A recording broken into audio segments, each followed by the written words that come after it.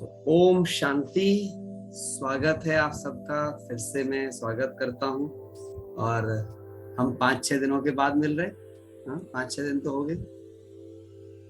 चलिए, आज की जो अनुभूति का प्रोग्राम स्टार्ट करेंगे, हम उसे पास्ट से ही कनेक्ट करेंगे।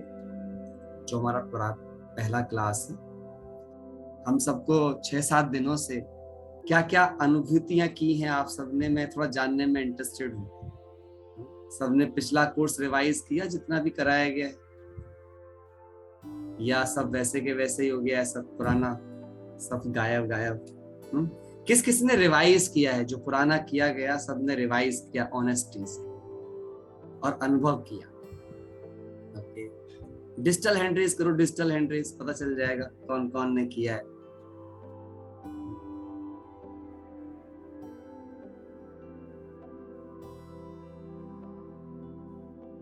देखिए, कोर्स कितना भी अच्छा हो और कितनी भी डीप करा दिया जाए, लेकिन अगर उस कोर्स की प्रैक्टिस आप नहीं करोगे ना, वो कोर्स कभी भी आपको फोर्स नहीं देगा, कभी फोर्स नहीं देगा। कोर्स का फोर्स आएगा किस चीज से? प्रैक्टिस से। प्रैक्टिस से। क्योंकि इस बार हम कोर्स को क्या नहीं कर रहे हैं, हमें यहाँ पे कोई भाषण करने के लिए थोड़ी कोर्स करना है। हमें इसलिए कोर्स नहीं करना है कि हम कितना अच्छा बताना सीख जाएंगे। हम इस बार जो कोर्स कर रहे हैं वो इसलिए कोर्स कर रहे हैं ताकि ये कोर्स हमारे जीवन का हिस्सा बनकर हमारे जीवन में वो चीजें ला सके, वो खुशियां ला सके जो खुशियां हम एक्सपेक्ट करते हैं। मैं आज दिन में चिंतन कर रहा था, बहुत ही ब्यूटीफुल चिंतन मेरा कुछ बातों को लेके चला जो मैं आपसे शेयर करने वाला हूँ।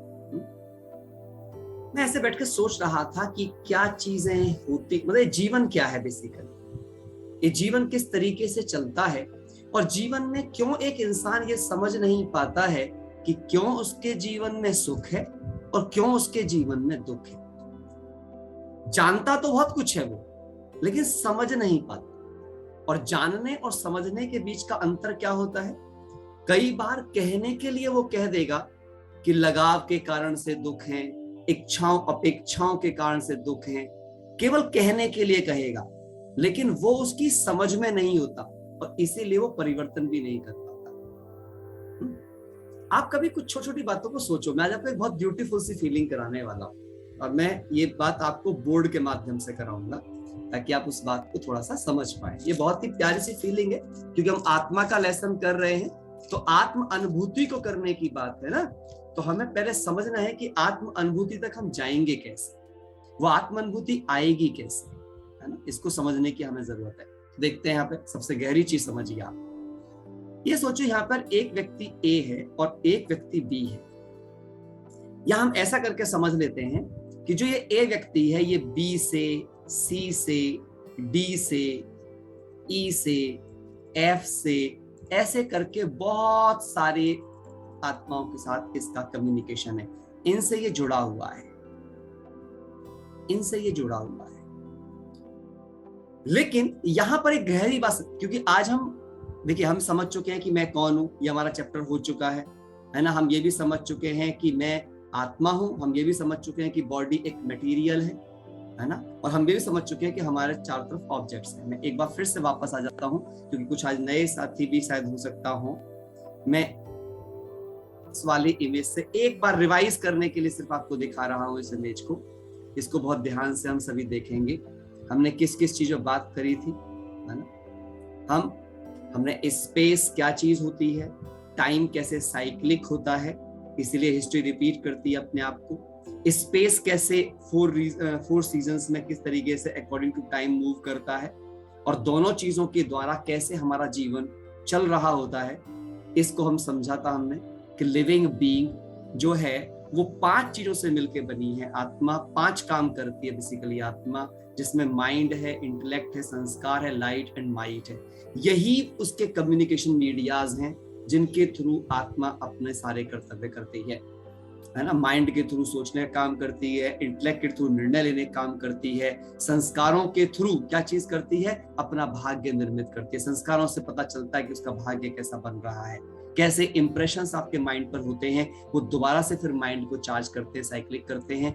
एंड लाइट एंड माइट, ये दो वो चीजें हैं जो आपके विचार और भावनाओं से पैदा होती है, क्योंकि लाइट कुछ और नहीं है, माइट कुछ और नहीं है, आपके विचारों और भावनाओं का शुद्धिकरण। लिख लीजिएगा, लाइट एंड माइट किस चीज में है, कहीं और से नहीं आती light and might. Light and might है आपके विचारों के शुद्धिकरण में, आपके विचारों के सशक्तिकरण में। इन दो बातों को हमें समझना होगा यहाँ पे। एंड सबसे बड़ी बात क्या है लिविंग बीइंग की, ये इमॉर्टल है, इनविजिबल है, यानी कि इसे मारा काटा नहीं जा सकता और ये दिखाई भी नहीं देती, लेकिन सारे कंट्रोल इसी के पास है, सारे कंट्रोल इसी के पास है। अगर ये नहीं है तो आप समझ लीजिए आपके पूरे ऑर्गन्स में कोई भी ऑर्गन कुछ भी कर नहीं पाएगा। सेकंड चीज क्या है, आपकी लिविंग बॉडी है, यानी ये आपकी इनविजिबल जो पावर है, ये जो कुछ करती है वो लिविंग बॉडी के थ्रू करती है। अभी हमारी और आपकी सबकी बॉडी कैसी है, लिविंग बॉडी है। जब तक उसमें लिविंग बीइंग है तो वो लिविंग बॉडी है। अगर बॉडी को वो छोड़ दे तो धीरे धीरे वो बॉडी डिटोरिएट हो जाएगी और उसके ऑर्गन डेड हो जाएंगे और फिर वो ऑर्गन्स काम नहीं कर सकते हैं, है ना। और बॉडी को छोड़ती भी सोल किस कंडीशन में है, जब उसके लिविंग ऑर्गन्स जो होते हैं वो फेल हो जाते हैं, वे काम करने की स्थिति में नहीं होते। जैसे ड्राइवर भी गाड़ी से कब बाहर आता है, जब गाड़ी का कोई भी ऐसा फेलियर हो जाए कि गाड़ी चलने की स्थिति में ना रहे, तब ड्राइवर को गाड़ी से बाहर निकलना पड़ता है। तो अगर फिर भी ठीक होने की कंडीशन में होती है, दुनियावी गाड़ी में ड्राइवर बाहर आके ठीक कराता है, लेकिन इस गाड़ी को ड्राइवर गाड़ी में रह के ठीक कराएगा, कुछ अगर ठीक होने लायक होगा। जब बॉडी का कोई ऑर्गन जो मेन हो, अगर वो इस हालत में आ जाए कि वो ठीक होने की स्थिति में ना हो, तो सोल के पास कोई ऑप्शन नहीं होता है बॉडी को छोड़ने के अलावा, है ना। इस बात को हमें समझना चाहिए बहुत गहराई से। तो ये लिविंग बॉडी के 5 सेंस ऑर्गन्स होते हैं। साइट मतलब देखना, साउंड आवाज सुनना, स्मेल यानी खुशबू लेना, है ना, टेस्ट एंड टच, ये हमारे पास है। और इन्हीं के आधार पर हमारी चारों स्टेजेस डिसाइड होती है। याद रखिएगा, आप सतो प्रधान बनेंगे, आप रजो प्रधान बनेंगे, सतो बनेंगे या तमो प्रधान बनेंगे, ये सारी स्टेजेस जो होती हैं ये आपकी इसी के आधार पर आती है और ये रिन्यूअल होती है। मतलब आप सतो प्रधान से तमो तक जाएंगे और तमो से फिर सतो प्रधान तक जाएंगे, क्योंकि साइक्लिक है सारी कंडीशन। जैसे बॉडी प्रकृति के 5 तत्वों में मिल जाती है और फिर से प्रकृति के तत्वों से मिल करके फिर से बॉडी फॉर्म हो जाती है। तो ये कम्युनिकेशन मीडिया हमको समझना है। क्या जिंदगी समझिएगा, ये पूरी लाइफ है हम सबकी, that is the whole life. Living being, living body, और उसके बाद में non living matters. Non living matters जो भी आप कुर्सी यूज कर रहे हैं, आप बेड यूज कर रहे हैं, आप घर यूज कर रहे हैं, आप गाड़ियां यूज कर रहे हैं, whatever you are using around you, वो सब कुछ कहलाता है नॉन लिविंग मैटर। अर्थात 5 एलिमेंट, अर्थ, वाटर, फायर, एयर, वो भी उनसे बना हुआ है। और उनकी अवस्थाएं कैसी होती हैं, सॉलिड होता है, उसमें गैस होता है, लिक्विड होता है, प्लाज्मा होता है, और ये सब कुछ रिसाइकल होता है। सबसे बड़ी बात ये है, रिसाइकल का मतलब वो खत्म होता है फिर से बन जाता है ना। अब समझना क्या है यहाँ पे कि लिविंग बीइंग और लिविंग बॉडी क्या क्या करते हैं, बहुत गहराई समझिएगा। इन दोनों से मिलकर के ये आपकी बॉडी रोल प्ले करती है। मतलब कोई भी बिजनेस करना हो, एडमिनिस्ट्रेशन करना हो, रूलिंग करना हो, पॉलिटिक्स करना हो, व्हाटएवर, आज आप जो लर्न कर रहे हो, पढ़ रहे हो, सीख रहे हो, कुछ भी आप यूज कर रहे हो, इन दोनों में जो चीज कम्युनिकेशन में आएगी वो आपकी 2 चीजें आएंगी, मतलब आत्मा और शरीर। इन 2 से मिलकर के आप ये सारे बुद्धि वाले काम करने वाले हो, यानी कि सोचने वाले, पढ़ने वाले, सीखने वाले, स्किल वाले, ये जितने भी काम होते हैं, पद, पोजीशन, प्रतिष्ठाएं, ये सब कुछ आप पाने वाले हो किसकी उससे, इन दोनों के कम्युनिकेशन से। हमें ना जब हमें हमारी लाइफ की अंडरस्टैंडिंग आ जाती है तो फिर हमें हमारी लाइफ को जीना आसान हो जाता है। समझिएगा इस बात को बहुत गहराई के साथ जो मैं आपसे अब करने वाला हूं। और जैसे हम आगे बढ़ते हैं, लिविंग बॉडी और नॉन लिविंग मैटर करके क्या चीज करते हैं मैं आपको समझाता हूं। फैशन इंडस्ट्री पूरी किसके आधार पर चल रही है आपकी, living body and non living matters. आप कैसे कपड़े पहनेंगे, आप किस कल्चर में रहेंगे, आप किस तरह के फेथ, कौन सी पूजा पाठ करेंगे, कौन से मंदिर मस्जिद जाएंगे, ये सब कुछ डिसाइड होता है आपके दैहिक धर्मों के आधार पर। दैहिक धर्म, जैसे अब आप अगरबत्ती जला रहे हो, अगरबत्ती क्या हो गया, नॉन लिविंग मैटर। जलाने के लिए बॉडी को ये पता होना चाहिए अगरबत्ती जलानी है नहीं जलानी है। समझना इस बात को, ये बड़ी सूक्ष्म चीजें हैं कि आप किसके साथ में किस कम्युनिकेशन में हो। और जब आप राइट कम्युनिकेशन को राइट फॉर्मेट में समझ लेते हो, आपकी लाइफ बिकम ब्यूटीफुल। आप कहीं पर भी ये कंफ्यूज नहीं होगे कि आप उन चीजों को लेकर के अपना कोई किसी प्रकार का एक रॉन्ग माइंडसेट बना लो, ऐसा कभी नहीं होगा फिर आपके साथ में। अंडरस्टैंड करना इस बात को, ठीक है। तो जितनी भी आर्ट है, कल्चर है, रिलीजियस फेथ हैं, आपके बिलीव सिस्टम्स हैं, ये सब वैल्यू सिस्टम्स हैं, ये सब जो होते हैं, जैसे आप देखो जो हिंदू धर्म का होगा व्यक्ति, वो हिंदू धर्म के रिलीजियस फेथ को कर रहा होगा, उन एक्टिविटीज को कर रहा होगा। जो व्यक्ति मुस्लिम धर्म का होगा वो उसको कर रहा होगा। अब बताइए मुस्लिम धर्म या हिंदू धर्म क्या आत्मा का धर्म है? नहीं, वो शरीर का धर्म है। उसी का धर्म, जिस घर में जन्म ले लिया हमने, जिस बॉडी में जन्म ले लिया हमने, उसके रिलीजियस फेथ हमारे हो गए। और किसके थ्रू कर रहे होते हैं हम? मंदिर, मस्जिद, गुरुद्वारा, वो क्या है? नॉन लिविंग मैटर्स हैं। तो लिविंग बॉडी के आधार के जो नॉन लिविंग मैटर्स हैं, कैसे उसको यूज करेगी, इन दोनों पर डिपेंड करता है। ध्यान समझिएगा इस बात को गहराई से। लेकिन एक बहुत ब्रिलियंट चीज आपको समझाने की बात मैं बताना चाहता हूं यहाँ पे। लिविंग बीइंग यानी कि माइंड और इंटेलेक्ट मैटर्स के साथ जो कुछ भी करती है, अर्थात जितनी भी रिसर्च करती है, वो जितनी रिसर्च करती है मेटेरियल्स का यूज करके, पानी का यूज करके बिजली बना लेना, है ना, मेटेरियल्स का यूज करके कार बना लेना, साधन बना लेना, संसाधन बना लेना, आटे का यूज करके रोटी बना लेना, ये सब कुछ क्या चल रहा है? बेसिकली डेवलपमेंट हो गया, टेक्नोलॉजी हो गया, प्रिंसिपल्स हो गए, जो कुछ होता है वो कौन करता है? बॉडी आपकी काम नहीं कर रही हो तब भी कर सकते हो। स्टीवन हॉकिंस को याद कीजिए आप। स्टीवन हॉकिंस जो इतने बड़े साइंटिस्ट थे, उनकी बॉडी का कोई ऑर्गन काम नहीं करता था, केवल उनकी आंखें झपकती थी और माइंड काम करता था। और उन्होंने आइंस्टाइन से भी बड़े रिसर्च करके दिखा दिए पूरी दुनिया को। तो क्यों? क्योंकि इसमें किस चीज को यूज होना है? आपका बीइंग का यूज होना है, अर्थात उसके माइंड और इंटेलेक्ट का यूज होना है to develop anything and everything. जो कुछ आप करते हो जिंदगी में, कोई स्किल सीखते हो आप, है ना, या कोई भी रिसर्च करते हो आप, वो उस चीज के लिए आपको, यानी मैटर्स का यूज करके। एक आदमी कपड़ा है, कपड़े को सिल के ड्रेस बना रहा है, कौन बना रहा है? माइंड एंड इंटेलेक्ट मिल करके आपकी ड्रेसेस को फॉर्म कर रहे हैं। अंडरस्टैंड करिएगा बेसिकली, यानी मैटर्स का कोई भी एप्लीकेबल यूज आप करते हैं, उसका जो यूज होता है उसके लिए हमारे पास एक कंडीशन आती है। और जब इस पूरी की पूरी जिंदगी को आप जीते हो, इसे कहते हैं natural world resource.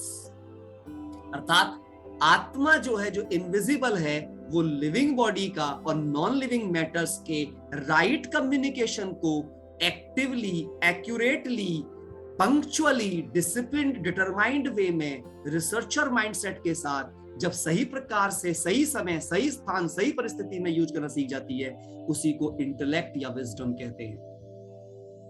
Definition of intelligence क्या कहती है? वॉट एवर, बार बार इसको याद करते रहिए। डेफिनेशन ऑफ इंटेलिजेंस कहती है what ever you know, using at a right time, at a right situation, at a right time, with the right intention, at a right place.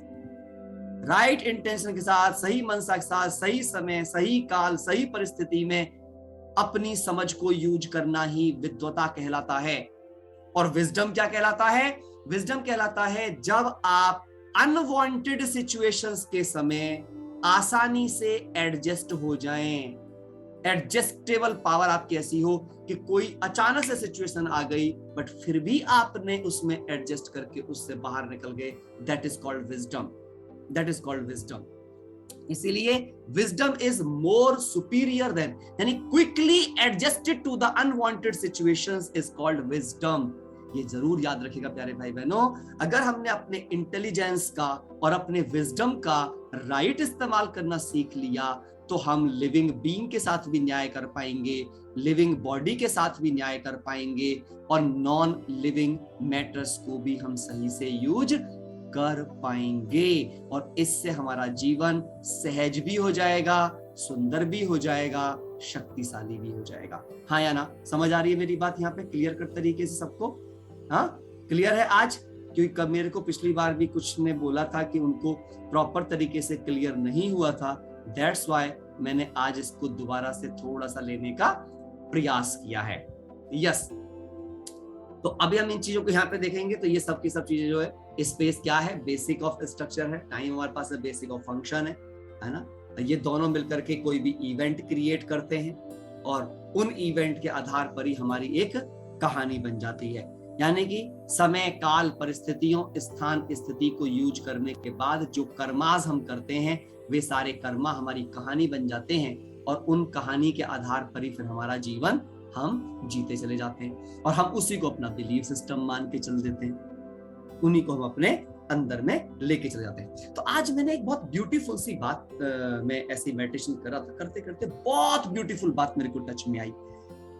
कोई भी इंसान इस धरती पर दुखी नहीं हो सकता यदि वो सचमुच में सिर्फ इतना ध्यान कर ले, जो मुझे समझ में आई बात, सिर्फ इतना ध्यान कर ले वो खुद के लिए क्या उम्मीदें रखता है, उसे खुद को क्या क्या पसंद है। मैं सोचता था कि ये सब तो बहुत बार सुना, दूसरों के साथ वही व्यवहार करो जो आप खुद के साथ चाहते हो, दूसरों के साथ आप वही बातें करो जो आप अपने लिए करवाना चाहते हो।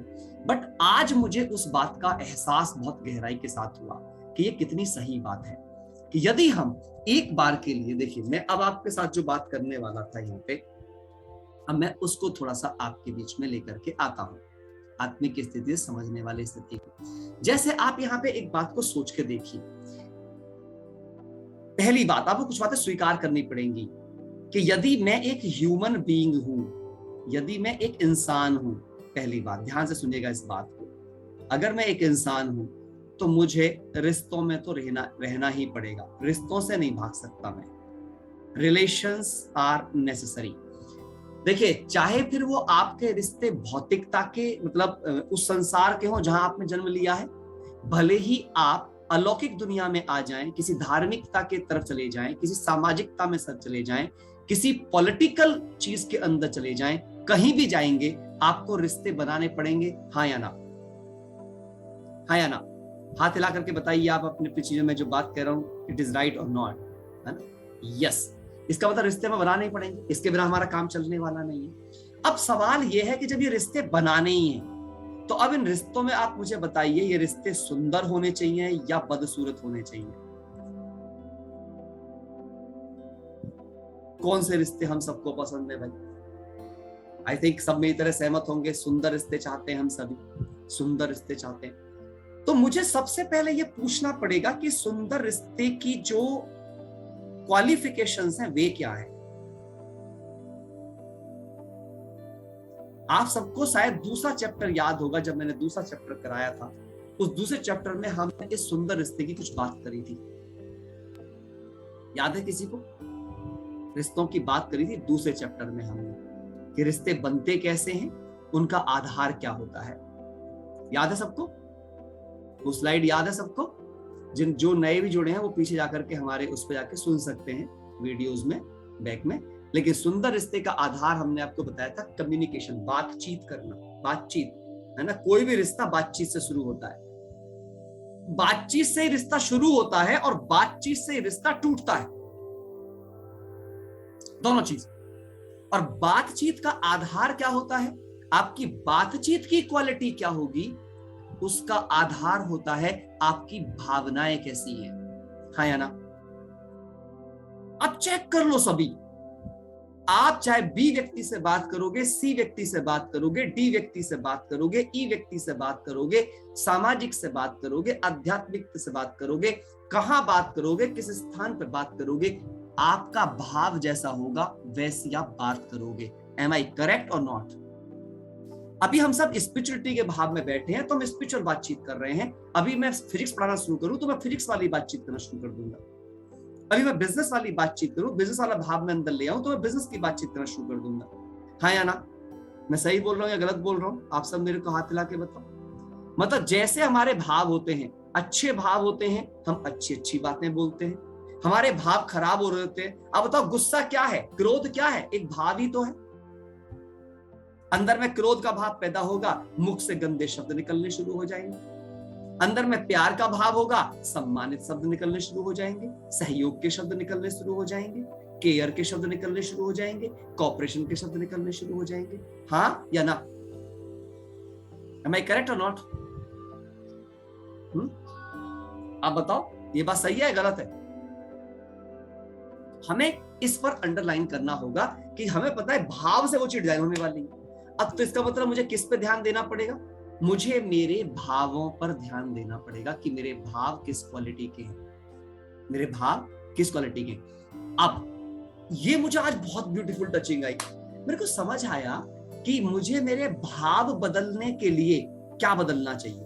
अच्छा, भाव किसके अनुसार चलते हैं, कौन बताएगा मुझे? हाथ दिला बताओ, क्योंकि इसमें मुझे आपको इन्वॉल्व करना है। सब ध्यान समझो, भाव का आधार क्या होता है? भाव का आधार क्या होता है, मतलब वो भाव किस आधार पे चलेगा, भाव को शिफ्ट कैसे किया जाता है, स्विच कैसे किया जाता है। ओके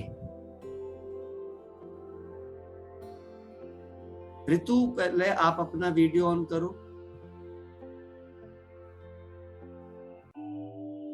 जी श्वेता जी बताइए।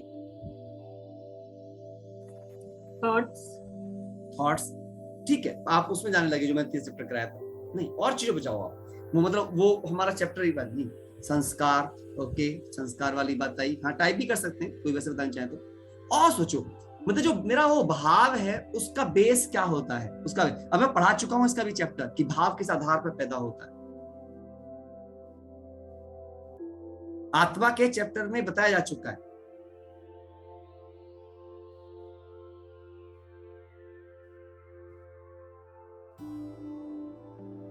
क्या लिख रहे हैं सभी? अंदर की स्थिति, बिहेवियर, ओके। और इसका मतलब किसी ने भी बात पकड़ी नहीं। जी जसविंदर जी आप बताइए।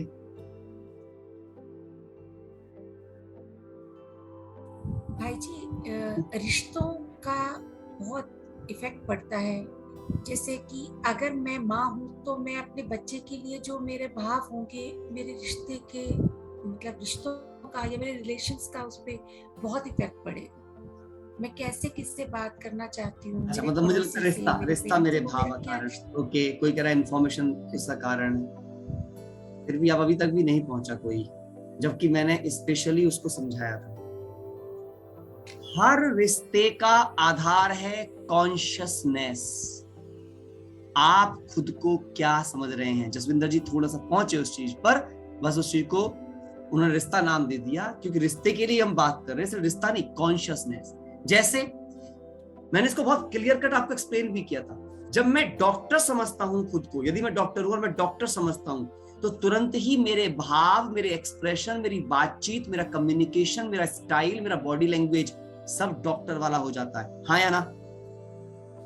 एक व्यक्ति जब खुद को बूढ़ा मान लेता है, आप देखना, भले ही आपने देखा होगा कुछ लोग बूढ़े होते हैं लेकिन वो खुद को बूढ़ा नहीं मानते, तो एकदम एक्टिव रहते हैं, अलर्ट रहते हैं, टाइम से उठेंगे, चाहेंगे, पंक्चुअल रहेंगे, जवानों से भी अच्छे दिखने की कोशिश करेंगे, एनर्जी लेवल उनका बढ़िया रहेगा। लेकिन जिसने मान लिया मैं बूढ़ा हो गया, आई एम ओल्ड, ये कॉन्शियसनेस आते ही देखो आप उसका व्यवहार, उसका फेस एक्सप्रेशन, उसके शब्द, उसका कम्युनिकेशन सब वैसा ही हो जाएगा। हाँ या ना?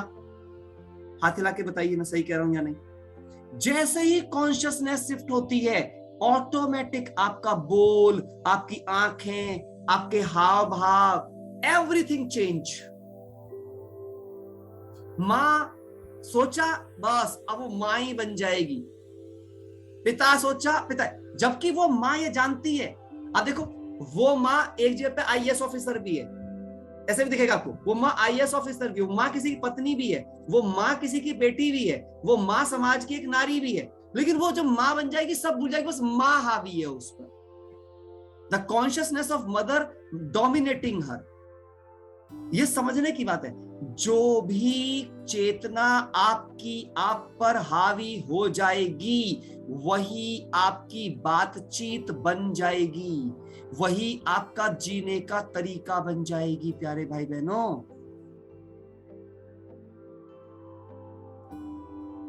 आपने खुद को जो मान लिया, आप वही महसूस करेंगे। आपने अपने को ये शरीर मान लिया, मैं प्रमोद मानने लग जाऊं, फिजिक्स लेक्चर मानने जाऊं, अब मेरे सारे थॉट, मेरी बातचीत, मेरा कम्युनिकेशन, मेरा ईगो, मेरा वैल्यू सिस्टम वैसा ही। कोई अपने को इंजीनियर माने, कोई डॉक्टर माने, कोई मिलिट्री मैन माने, कोई पुलिस मैन माने, अपने को जो मान लोगे, जैसे ही आप वो मानोगे, अब आपके हाव भाव, खान पान, रहन सहन, बोल चाल, ढंग ढर्रा सब वैसा ही हो जाएगा। हाँ या ना? अब सवाल ये है, क्या मैं वो हूं? जो मैंने खुद को मान लिया है। वो सब कुछ तो मैंने पाया है, और जो पाया है उसे एक दिन खोना है, ये गारंटी है। और जब पाई हुई चीज को खोना है, और अगर आपने पाई हुई चीज को मैं मान लिया, अब देखो ध्यान से कितनी बड़ी गड़बड़ है। मैं लेक्चरर हूं या मेरा प्रोफेशन लेक्चरर है? अगर मैंने मान लिया मैं लेक्चरर हूं, तो जब भी लेक्चरशिप को हिट किया जाएगा, मैं पर्सनल लूंगा कि मेरे को हिट किया जा रहा है, मैं बेइज्जत महसूस करूंगा। जब मैं मानूंगा ये मेरा प्रोफेशन है और इट ऑलवेज नीड इंप्रूवमेंट, तो मैं ऑटोमेटिकली उसमें होने वाली गुंजाइशों का ध्यान रखूंगा। Consciousness, consciousness. जो भी माता पिता अपनी माता पिता को एक डिग्री की तरह ले लेते हैं, वे माता पिता सारी जिंदगी दुख भोगते हैं। माता पिता कोई डिग्री नहीं है, माता पिता एक रोल है। You are an actor playing as a role of parents, और पेरेंट्स की गरिमा में जो जो चीजें आती हैं, यदि मैंने वो फॉलो नहीं की, तो एक पेरेंट शब्द के साथ जो सम्मान जुड़ा है वो मुझे कभी मिलेगा ही नहीं। Got it? Got it? मेरी बात पहुंच रही है आप सब तक? अगर मैंने मान लिया मैं नारी हूं, नारी समझते ही नारी के विषय में जो कुछ समाज में कहा गया है, मैं उसको अपने माइंड पर हावी कर लेती हूं।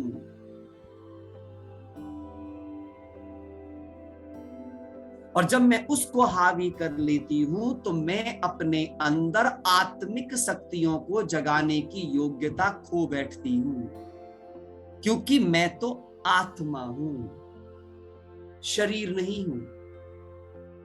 Understand very carefully. एक एक चीज को समझना है आपको, अपने ऊपर लगे हर एक टैग को समझने का प्रयास करना है। मैं कुछ चीजों पे जाता हूं, फिर मैं आपको दोबारा से एक्सप्लेन करूंगा इसको और ज्यादा गहराई में। जब मैंने इसको महसूस किया, तो मैंने क्या महसूस किया यहां पर? मैंने ये महसूस किया कि चलो मैं ऐसे मानता हूं, ध्यान सुनना मेरी बात को बहुत ध्यान से। मैंने सोचा कि भाई मैं यहाँ पर ए व्यक्ति हूं, ये दूसरा व्यक्ति बी है। आप थोड़ी देर के लिए सोचो इस बात को लेकर के कि यदि कोई भी, जब मैं कमेंट करूंगा, अगर मैं किसी पर कमेंट मारता हूं, मैंने इस व्यक्ति पे कमेंट मारा, भले इसकी गलती ही थी, भले इसकी गलती ही थी, और मैंने इसकी गलती पर कमेंट मारा। आप मुझे ईमानदारी से बताओ कि जब आपकी गलती होती है और कोई ऐसे ही आप पर कमेंट मारता है, आपका फील क्या होता है?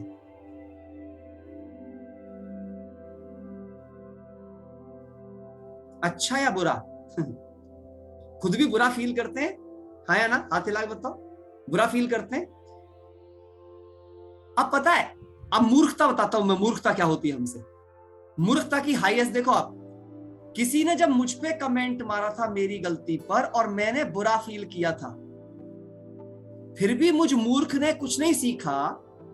जो अनुभूति मैंने की जो मुझे बुरी लगी, तो क्या मुझे किसी दूसरे पर यह कमेंट जिंदगी भर कभी मारना चाहिए था? जब मुझे बुरा फील हुआ तो इसको भी बुरा फील होगा। अब ध्यान सुनना, मैं क्यों लेके जा रहा हूं इस बात को, बहुत गहरी बात है ये। जब इसकी फील खराब होएगी तो इसकी फील खराब, जब मेरी फील खराब हुई थी तो मेरा भी कम्युनिकेशन खराब हो गया था। अब जब इसकी फील खराब होगी तो इसकी भी बातचीत अर्थात कम्युनिकेशन खराब हो जाएगा। अब क्योंकि रिश्ते का आधार कम्युनिकेशन था, communication was the base of relation, तो अब ईमानदारी से सोचो, मैंने जानते हुए भी कि कमेंट मारने पर फील खराब होता है, फिर भी मैंने कमेंट मारा, इसका फील खराब किया। फील खराब होने से मैंने देखा था पहले मेरा कम्युनिकेशन खराब हुआ, तो इसका भी कम्युनिकेशन खराब होगा, और जब कम्युनिकेशन खराब होगा तो रिश्ता खराब होगा।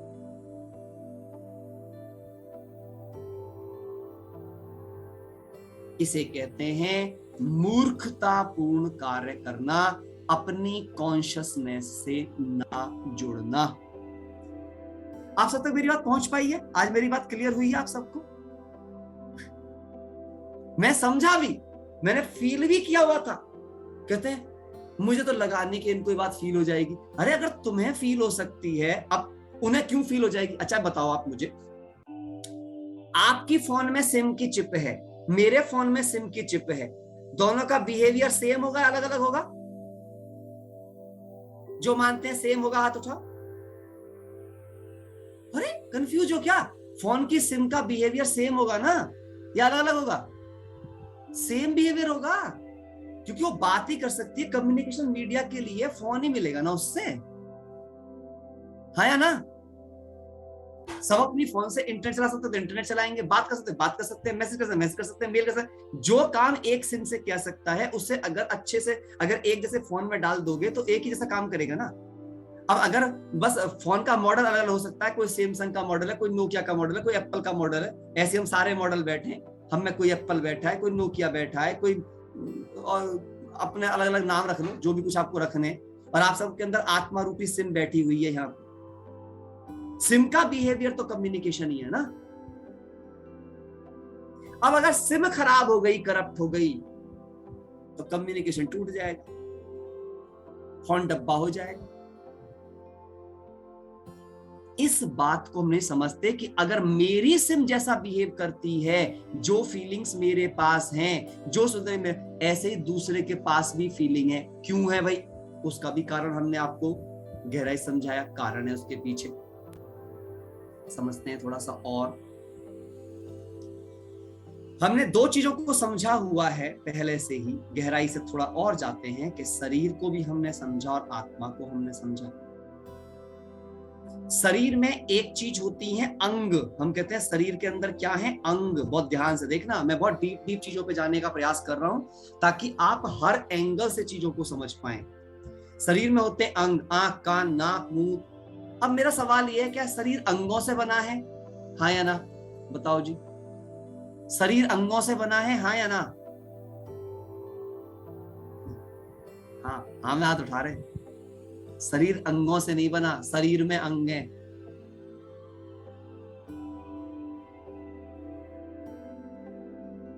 शरीर तो प्रकृति के 5 तत्वों से बना है। उन 5 तत्वों ने मिलकर अंग निर्मित किए, उन अंगों को एक सिस्टम में डाला गया, वो शरीर कहलाया। जब माँ के घर में बेबी तैयार हो रहा होता है, पहले वो माँ से केवल लोथड़ा मात्र होता है, लोथड़ा, अंग नहीं होते उसमें। धीरे धीरे धीरे धीरे अंग डेवलप होने स्टार्ट होते हैं, वो माँ की स्ट्रक्चर में से स्ट्रक्चर लेना स्टार्ट करता है। अंगों से नहीं बनता, समझना है बस। इसलिए मैंने पहले बोला शरीर में क्या है? अंग। पर वो अंग किससे बने? प्रकृति के 5 तत्वों से। आज मैं थोड़ा सा ऐसी चीजों पे जाने का प्रयास कर रहा हूं ताकि आपको बिल्कुल क्लैरिटी आए। पता, भगवान ने बिल्कुल क्लियर ज्ञान दिया है, इसको बहुत गहराई से समझिएगा आप सभी। तो शरीर किससे बना है? अंग से। और ये सारे अंग मिलकर क्या बने हैं? प्रकृति से।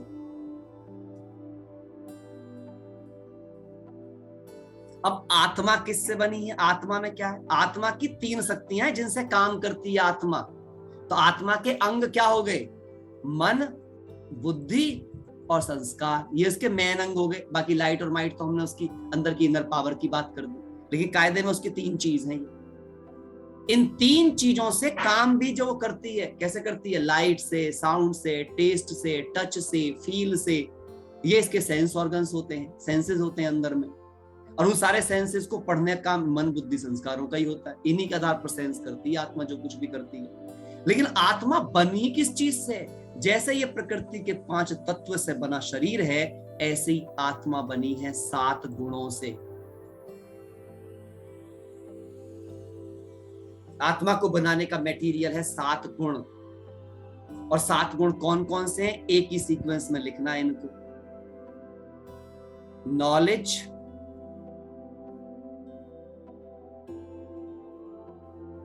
नॉलेज के बाद दूसरा गुण होता है प्योरिटी, प्योरिटी से पैदा होती है पीस, पीस से पैदा होता है लव, लव से पैदा होता है हैप्पीनेस, हैप्पीनेस से पैदा होती है पावर, और पावर से पैदा होती है ब्लिस। इसे अंग्रेजी में एक फॉर्मूला बनाया हुआ वैसे, KP स्क्वायर LHPB, याद करने तरीका। K for knowledge, P for purity, P for peace, L for love, H for happiness, P for power and B for bliss. KP square LHPB, इन 7 गुणों से मिलकर के बनी हुई है। अब हम इन्हें कॉन्शियसनेस में ये समझने का प्रयास करते हैं कि हम इनकी अंडरस्टैंडिंग को कैसे एक्सपीरियंस करते हैं। पहले ही बता चुका हूं, लेकिन आज बताना और भी इंपॉर्टेंट हो जाता है। आपके जितने भी ऑर्गन्स होते हैं, ये सारे ऑर्गन्स शरीर के जो ऑर्गन्स होते हैं, शरीर के ऑर्गन्स आपको ये सिम्टम देते हैं कि आपके ऑर्गन में आज कौन से प्रकृति के तत्वों की कमी हो रही है।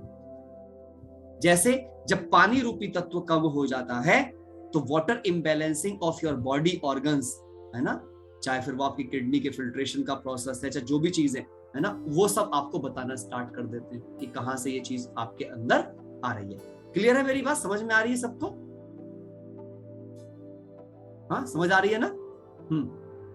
तो ऐसे ही अगर भूख लगती है, मतलब मेरा जो डाइजेस्टिव सिस्टम होता है, लीवर हो गया, मेरा इंटेस्टाइन हो गया, वो सब, उसको क्या जरूरत पड़ती है? भूख, यानी पृथ्वी से पैदा होने वाले तत्वों की चीज होती है। तो माना जो भी आपके अंग हैं, रेस्पिरेटरी सिस्टम है तो वायु के बारे में काम कर रहा है आपके पास में, अग्नाशय है आपका, यानी कि पाचक प्रक्रिया है, अग्नि तत्व को वो बता रही है वहां पे लेकर के। ब्लड सर्कुलेशन भी हमारे टेम्परेचर को हम बता रहे हैं, बॉडी के अंदर वो टेम्परेचर कितना हमारे पास में है। तो प्रकृति के तत्वों में से जिस तत्व की कमी होती है, बॉडी सिग्नल देती है आपको। अब पानी की कमी हो रही है, अब प्रतितत्व, जैसे भूख लगेगी प्रतितत्व कम हो रहा है, जैसे ही सांस फूलनी शुरू होगी इसका मतलब वायु तत्व की में गिरावट आ रही है, स्ट्रेस क्रिएट हो रहा है। जिस तत्व की कमी होगी आपकी बॉडी सिग्नल देगी। अब आत्मा के तत्व कौन से हैं? तो 7 तत्व हैं आत्मा के। ज्ञान, पवित्रता, शांति, प्रेम, सुख, शक्ति, आनंद। इनमें से जिस तत्व की कमी होनी शुरू होगी आपके अंदर, आप देखो आपको विचलन होना शुरू हो जाएगा। जब प्यार की कमी होगी तो आपको लगेगा कोई मुझे प्यार करे, कोई मेरे को रिस्पेक्ट करे, कोई दे मेरे को थोड़ा सा, मेरे को सहयोग दे। इसका मतलब प्रेम रूपी एलिमेंट घट रहा है। जब पीसलेसनेस हो रही है, स्ट्रेस हो रही है, टेंशन हो रही है, इसका मतलब पीस रूपी वैल्यू जो है वो मेरी डिक्रीज हो गई है। अभी सिग्नल मिल रहा है मुझे पीसफुल होने की जरूरत है। अब सवाल इनमें खास बात एक है, शरीर के तत्वों में और बॉडी उसमें आत्मा के तत्वों में एक खास बात होती है। शरीर के तत्वों को बाहर से लेना पड़ता है पूरा करने के लिए। लिख लीजिए इस बात को, शरीर के 5 तत्वों को बाहर से देना पड़ेगा आपको। पानी बाहर से देना पड़ेगा, खाना बाहर से देना पड़ेगा, वायु बाहर से देनी पड़ेगी, अग्नि बाहर से देनी पड़ेगी, अग्नि के लिए भी हमें प्रावधान करना पड़ेगा, आकाश तत्व को भी बाहर से हमें वो स्पेस क्रिएट करना पड़ता है। बेसिकली होता है, लेकिन उसका भी हमें करना पड़ता है। कई बार हम बाहर जाते हैं, घूमने जा रहे हैं, ताजी हवा ले रहे हैं, आसमान को देख रहे हैं, वेद देख रहे हैं, ये सब स्पेस क्रिएशंस के एलिमेंट होते हैं। बेसिकली प्रोसेस है पूरा। लेकिन साथ साथ प्यारे भाई बहनों, ऐसे ही आत्मा की खास बात क्या चीज है? प्रकृति के तत्व देने से पूरे होंगे, मतलब शरीर को देने से, ऐड करने से पूरे होंगे, लेकिन आत्मा के तत्व आत्मा से दूसरों को देने से पूरे होंगे। अगर आपको अपना प्यार बढ़ाना है तो प्यार मांगना बंद करो, जाकर के दूसरों को सहयोग करो, सुख दो। अब आपको मैं एग्जांपल देता हूं। आप ऐसा सोचो आपको प्यार कभी महसूस हो रही है, लेकिन मैंने किसी सहयोग, ध्यान से सुनना, ये बड़ी कमाल की बात है, बहुत ही कमाल की बात है। मैं आपको बताता हूँ, लव इन एक्शन लिखो आप। देखो मैं आपको एक बढ़िया सी बात सिखाता हूँ, बहुत ही बढ़िया बात, जो मैं हमेशा प्रैक्टिस करता हूँ कि मुझे जब भी कभी ऐसा लगता है तो मैं क्या करना शुरू कर देता हूँ। लेट्स से कि मुझे आज यहाँ पे लग रहा है कि भाई मेरे अंदर ना आज प्यार कम हो रहा है, मतलब मैं अच्छा फील नहीं कर रहा हूँ प्यार, माना मैं I am not feeling loving and caring, अच्छा सा नहीं लग रहा है मेरे को। तो मेरे को क्या लगता है, मैं फोर्सफुली क्या काम करता हूँ, मैं किसी को किसी काम में हेल्प करना शुरू कर देता हूँ जिसमें कर सकता हूँ, जो मेरी क्षमता होती है। जैसे मैं पहले घर में होता था तो मम्मी है तो मम्मी के साथ मैं पोछा लगा दूंगा वहां पे जाकर के, उनका वो कर दूंगा, है ना, या मम्मी बोल दूंगा चलो आटा मैं गूंथ देता हूँ जाकर के, या मैं रोटियां बना देता हूँ कुछ करके, बर्तन साफ कर देता हूँ, कुछ भी, मतलब जो मेरी माँ को सहयोग की जरूरत पड़ रही है मैं उसे कर दिया। अब आप सोचो, जैसे ही मैंने मेरी माँ को सहयोग किया, अब उसके दिल में क्या पैदा होगा मेरे लिए, प्यार, दुआ ऐड हो गया यहाँ पे, ये लव। ऐसे ही मैंने किसी क्या किया, एनकरेज कर दिया। जैसा मैं हमेशा बोलता हूं, हमारे पास अपनी समस्या का समाधान हो ना हो, लेकिन हर किसी की समस्या का समाधान होता है। बाकी हमारे पास अगर कोई हमारे पास सलाह मांगना आता तो हम बड़े अच्छे सलाहकार होते हैं, और भारत में तो बिना मांगे सलाह देते हैं। तो हम सबके पास में दूसरों को एनकरेज करने का, सलाह देने का अच्छा गुण होता है। अब जैसे ही आपने किसी को सलाह दी, उसका काम बन गया, जैसे उसका काम बनेगा वो आपको क्या देगा, रिस्पेक्ट। और जैसे ही आपको रिस्पेक्ट मिलेगी, आपके दिल में क्या पैदा होगा, प्यार। ठीक, आप जैसे ही अपने बच्चे की केयर करते हो, केयर अच्छे से केयर करते हो उसको, है ना, बहुत अच्छे से उसका ध्यान रखते हो, उसकी चीजों का ध्यान रखते हो, और जैसे केयर करोगे अब उसके दिल में आपके प्रति क्या पैदा होगा, वो गले आके लग जाएगा, और वो क्या दे रहा है, प्यार। इसका मतलब क्या है, if I want to increase my love, अगर मुझे मुझ आत्मा के प्यार को संपूर्ण बनाना है तो मुझे क्या करना है, मुझे सबको अप्रिशिएट करना है, मुझे दूसरों की वैल्यू देखनी है, मुझे दूसरों को कोऑपरेट करना है, मुझे हेल्प करना है, मुझे सिंपैथी दिखानी है,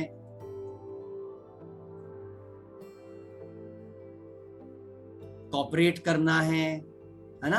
अब आप मुझे बताओ, क्या ये मेरे में प्यार की वर्षा हो रही से प्यार बढ़ेगा, या ये करने से प्यार बढ़ेगा? आज तक किसी पे बारिश हुई प्यार की है? कोई बैठा है यहाँ जैसे प्यार की बारिश हुई हो? बहुत से मेडिटेशन करते रहते हैं, मुझ पे प्यार की किरणें बरस रही हैं, बरसी तो आज तक नहीं है, फिर भी खाली खाली है, क्योंकि वो बरसेंगी नहीं। प्यार तो मुझे क्या करना है, मैं खुद प्यार हूं, मैं बना हुआ ही हूं प्यार का, बस भूल गया हूं मैं कौन हूं।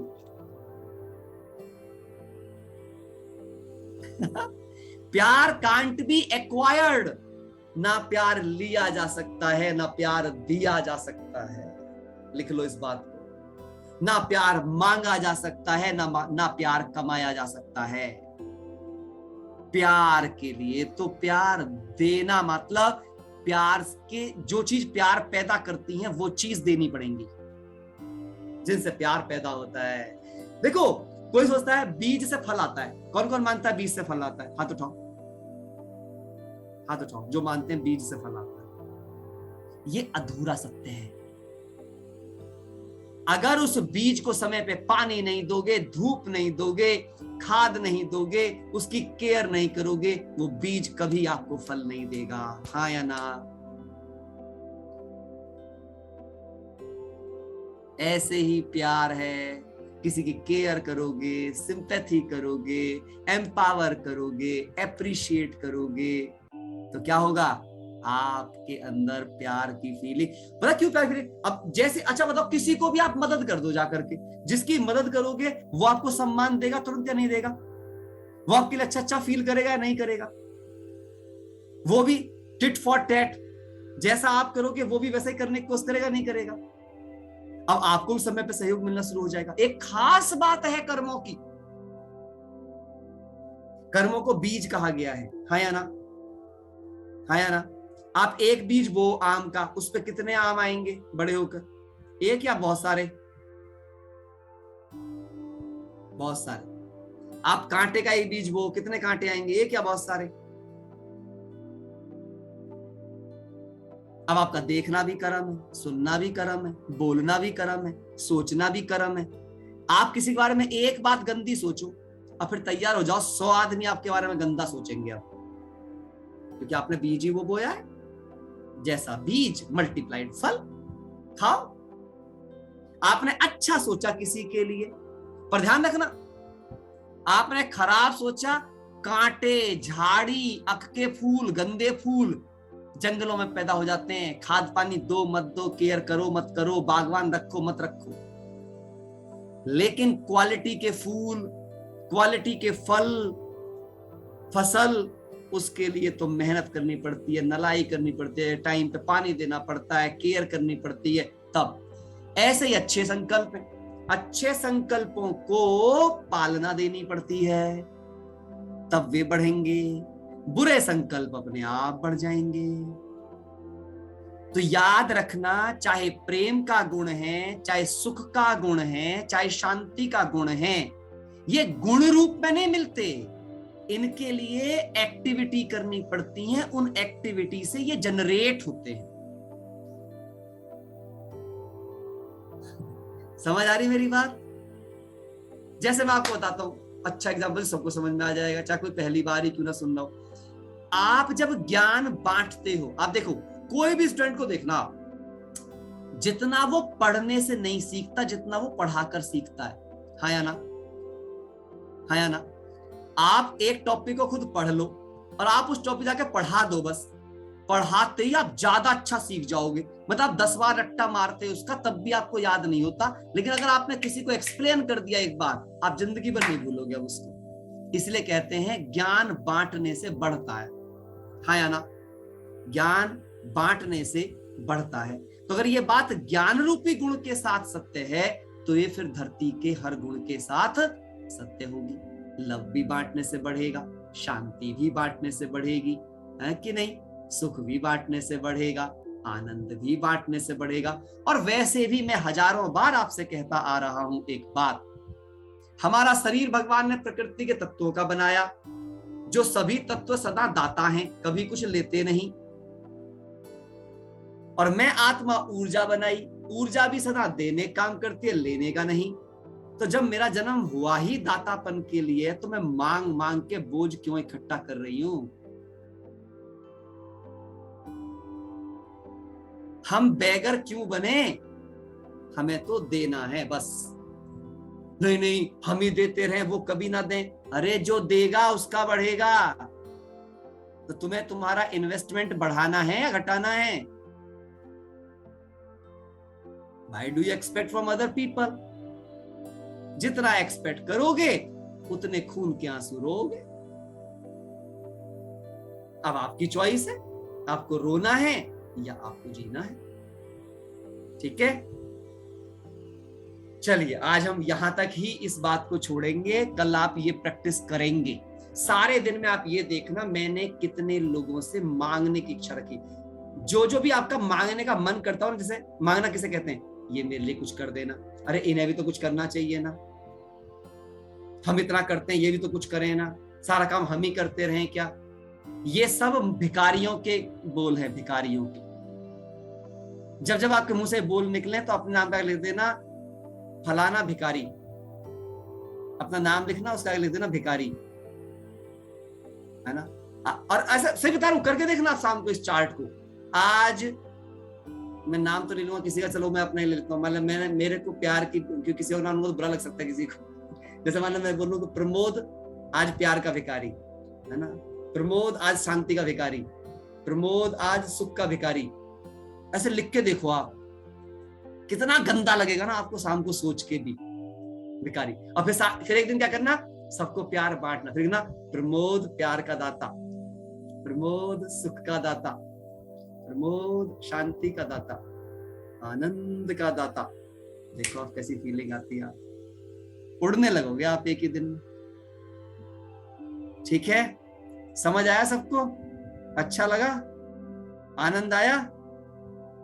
हाँ, कल हम और डेप्थ पे जाने वाले हैं। कल हम इस चीज की और कुछ चीजें मैंने निकाली हैं, सेंसेस और साइट्स को लेकर के, आत्मा की और गहर अनुभूति। तो आज एक तो अनुभव करना है, जैसी कॉन्शियसनेस वैसे भाव, वैसे भाव। इसलिए भावों को मत देखो, अपनी कॉन्शियसनेस देखो। आज मैं क्या बन के घूम रही हूं? रोज अपने से पूछा करो, आज मैं माँ हूं या आत्मा हूं? आज मैं पिताजी हूं या आत्मा हूं? आज मैं भाई हूं या आत्मा हूं? आत्मा हूं माना आत्मा नहीं करना, मतलब आज मैं प्यार हूं, आज मैं शांति हूं, आज मैं आनंद हूं, आज मैं सुख हूं, आज मैं शक्ति हूं। यही आत्मिक स्थिति है। गुणों की स्थिति ही आत्मिक स्थिति है और देह अभिमान अर्थात विकारों और बंधनों की स्थिति ही। ठीक है, चलो 1 मिनट साइलेंस में रहेंगे। अपने को बस पर्सनली फील करें कि जैसे मैं सातों वैल्यूज का स्वरूप बन गई हूं। देखो अपने संस्कारों में हर वैल्यू को। मुझ में ज्ञान की भी भरपूरता है, प्रेम की भी, शांति, सुख, शक्ति,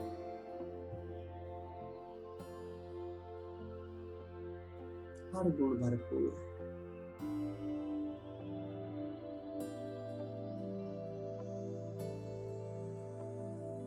मुझे मेरे जीवन से सभी को सिर्फ देना है।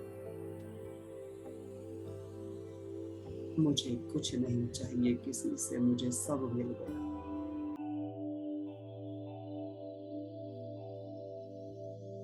मैं संपन्न, मैं संपूर्ण।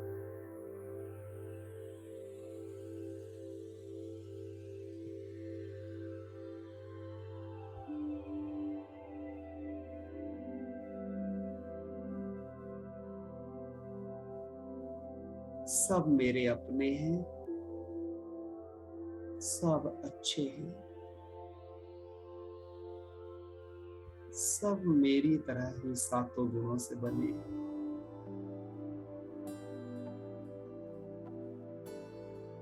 मुझे तो बस हर हृदय को सुख देना है।